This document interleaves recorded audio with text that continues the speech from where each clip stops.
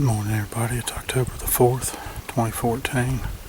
It's my second hunt for the year so far. It's right now about 7:35. Got in here about 7:20. As I was coming into my stand, I jumped 2 deer right down here in front of my stand. Couldn't make out what they were. Could be those 2 fawns, I don't know. But we've had some rain last night and yesterday, so the ground's wet, so you can't hear them walking. I never heard them jump, I just seen the flag. But I'm set up, got my umbrella installed.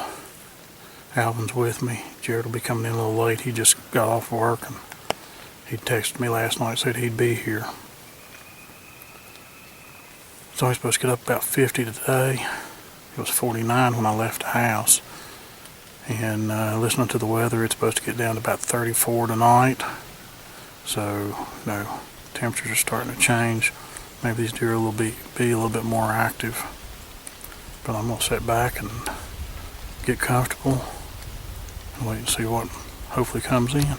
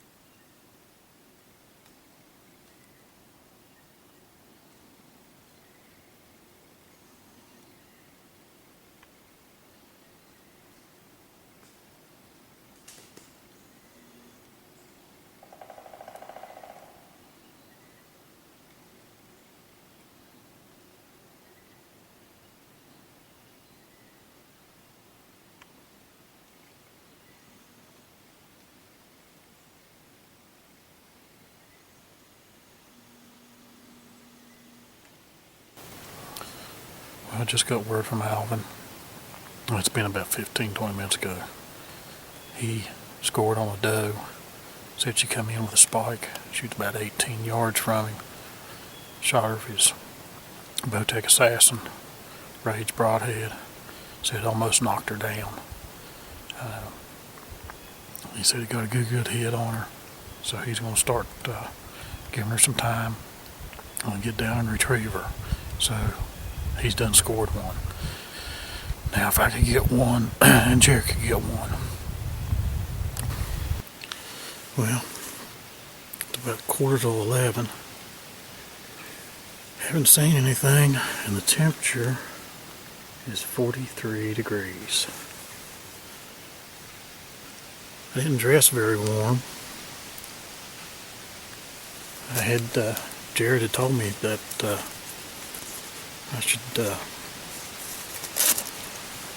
wear my insulated outfit. But I thought I could, it'd warm up better than what it has.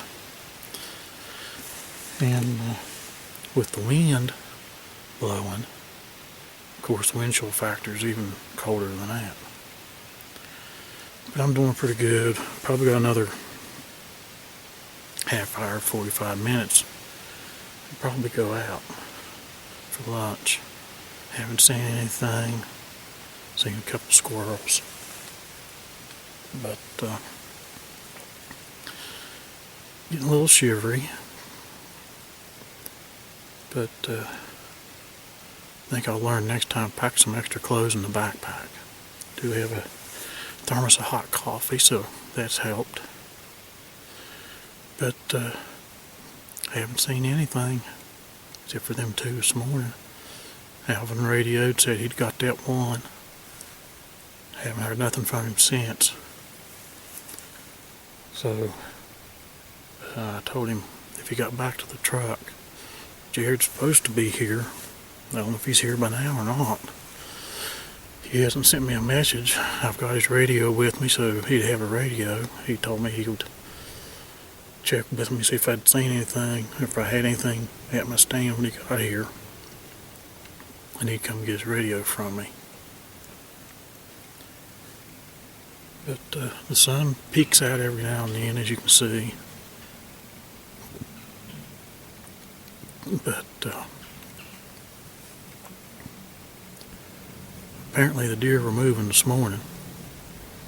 I just hate that I jumped two out from my stand. Like I said, I never got to see what they were. But I'm going to check my camera here in a little bit, pull the card, and at lunchtime we'll check and see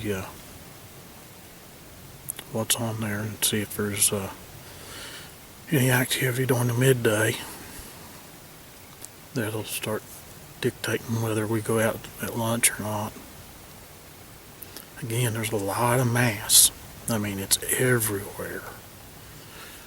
So these deer don't have to travel too far. We're still feeding. There's still corn in the feeder. It went off 7:30 whenever I got in here, and just have to keep waiting and see what walks in.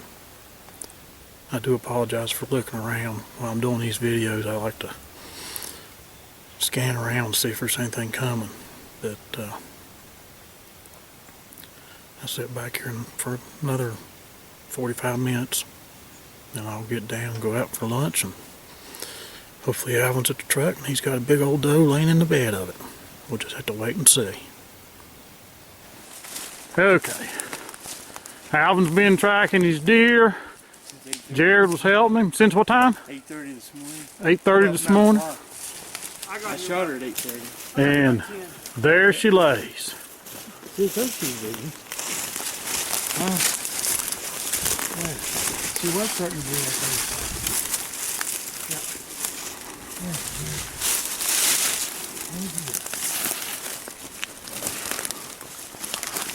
Congratulations, Alvin. Thank you. I told you we'd find it. Thank you. Appreciate your help. I told you. With Dad's help. Yeah, exactly. Well, he thought she was all the way down in this bottom down here. Yeah, the way she turned, I thought she was. Well, I don't know where she come up at, but I know there's a deer trail right over there. And I come up it, was kind of looking, and I just happened to look and I seen that white belly. Oh, man. That's a nice sized doe. She's a deer.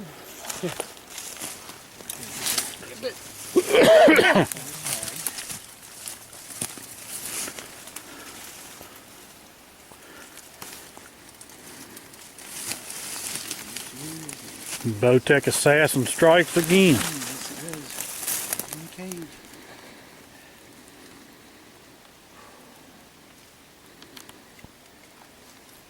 Okay, here's Alvin with his big doe. Yeah. And his Bowtech Assassin. Rage broadheads, they did the job. Yes, I did. Once again. Raise that head up a little bit, Alvin. Let's see that doe. Okay.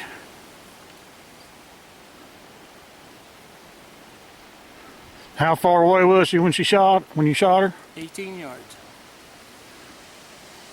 And she was traveling with a with a spike. spike.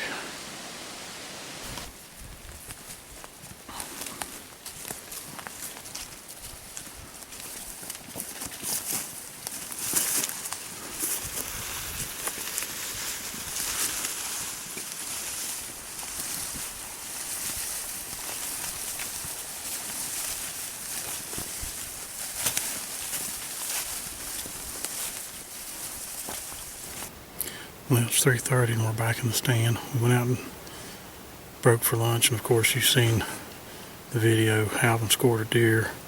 I found it.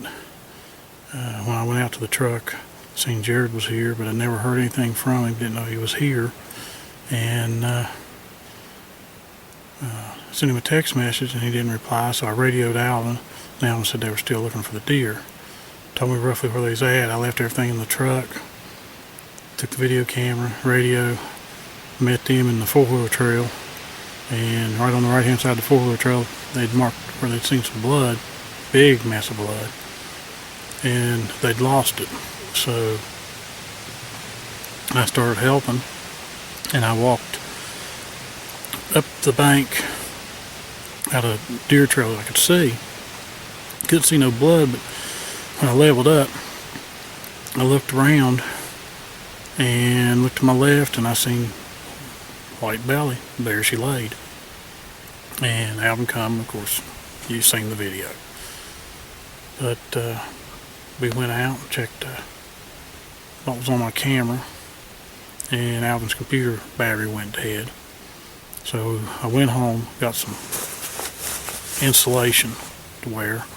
Got my Rocky thermals on and a jacket, and decided to go ahead and look at my camera card again real quick. Picked up where the battery went dead, and this morning, the deer that I jumped this morning, I said there were two. That's all I saw was two deer, but my camera tells a different story. Absolutely know for sure there were 3 bucks. There were 4 deer right here at my feeder at that time. Now my camera on the tree, it gains time. It said the pictures were at 7:30, but I jumped those deer at 7:20. I was in my stand when my feeder went off. My feeder's digital. It's set to go off at 7:30. I checked my watch. It was 7:30. So, but there were 4 deer here when I came in this morning, and I know absolutely for sure 3 of them were bucks. One I know is a spike. The other one I can't tell for sure, and the other one had a rack, but it might be a small 6. And then the other deer I could not tell whether it was a buck or not.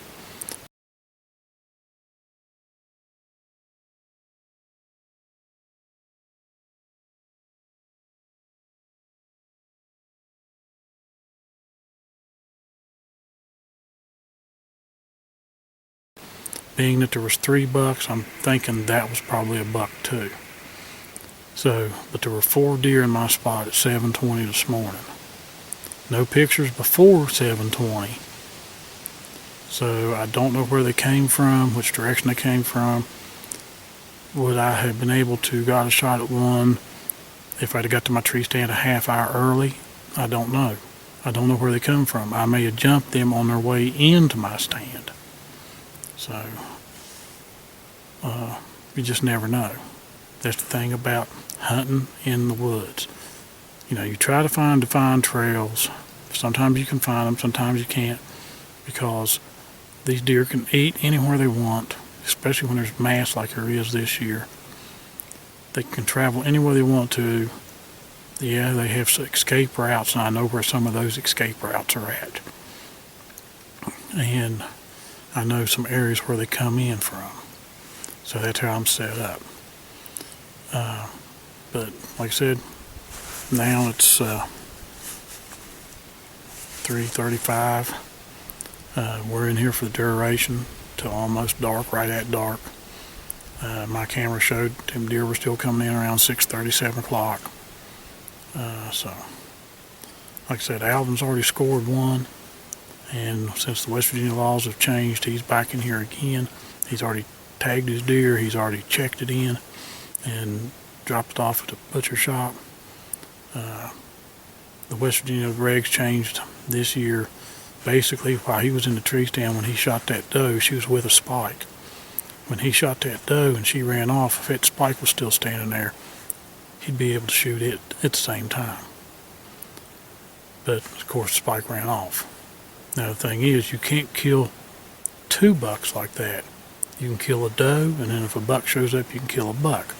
I don't even think you can kill two does at the same time. You can kill a doe and a buck, and I think it can be vice versa. A buck and then a doe at the same time, if you're that lucky. But like I said, legally, used to be, you couldn't be back in the woods for 24 hours after killing your deer, getting it checked in. Now they've changed it. So Alvin's back out here with us right now hunting. So I'm gonna get the camera set up on my spot. Hopefully capture a kill shot with my crossbow. First year using a crossbow. Have a torn rotator cuff, so unable to pull my assassin back. And it feels kind of weird being in here with a crossbow. But that's what happens when you get old and your muscles start wearing out. But I'm in physical therapy right now, trying to see if they'll take care of it. Seems to be improving some, but I haven't even attempted to try to draw the bow back. But I'll shut up for now and get the camera turned around. Well, it's about 6:15. We've probably got another 45 minutes to an hour of good daylight for the camera, at least. Sunset at 7:02, so you got about 30 minutes after sunset to possibly be able to get a deer. Haven't seen anything but some squirrels and a few chipmunks since getting in here. My feeder went off at 4 o'clock, so